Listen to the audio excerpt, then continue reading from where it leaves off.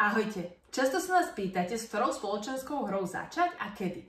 Dnes by som vám rada predstavila ideálnu prvú spoločenskú hru. Je to Ovocný sad s veveričkou. Táto spoločenská hra je vhodná pre detičky okolo 2, 2,5 roka, 3 rokov. Záleží od dieťatka, jeho trpezlivosti a chuti hrať spoločenské hry. Výborná je preto, lebo je to kooperatívna hra. Nikto nevyhráva, nikto neprehráva, buď všetci spoluhráči vyhráte, alebo všetci proti hre prehráte. Vašim cieľom je zozbierať z ovocných stromov ovocie, skôr ako na vrchol stromu dorazí veverička. V hre máte taktiež kocku. Tou hráči hádžu a podľa toho, čo hodia, dávajú veci, a teda ovocie do košíka.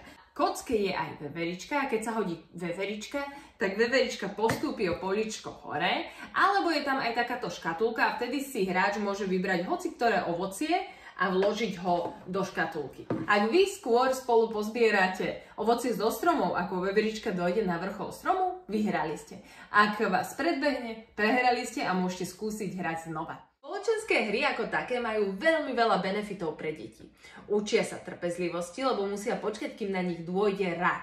Učia sa dodržiavať základné pravidlá. A taktiež sa učia, ako prijímať prehru a výhru. Pri kooperatívnych hrách je to ľahšie, keďže vyhrávajú a prehrávajú spolu s rodičom a ten im ukazuje, ako sa v tej chvíli zachovať.